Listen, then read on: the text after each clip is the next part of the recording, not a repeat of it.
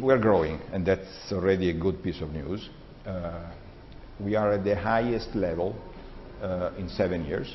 That's another good piece of news.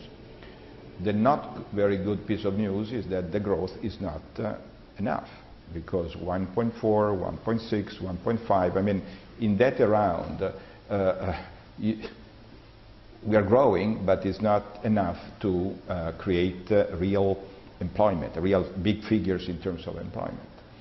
And that's the priority number one for the new government, no matter who wins the elections.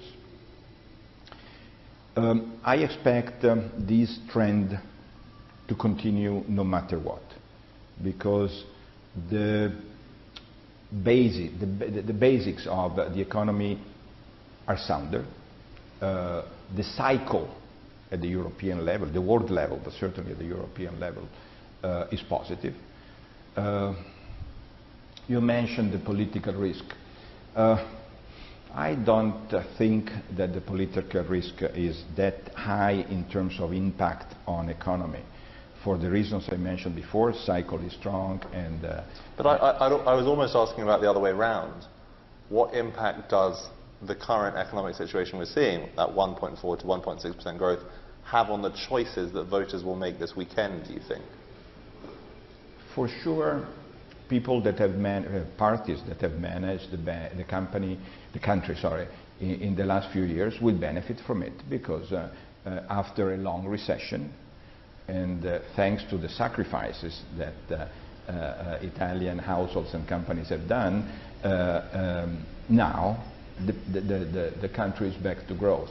So in that respect, the present government will benefit from it, and rightly so, because they also made a number of very good laws. For Industry 4.0 is a very good one to foster innovation, to foster investment. So they deserve this kind of judgment.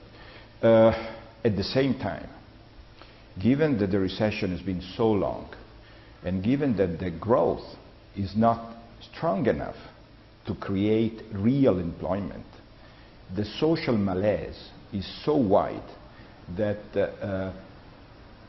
I don't want to say the majority, but certainly a very large part of the population, of the society, is afraid of the future, is angry, is against the people that have managed the country in the last decades, not just years.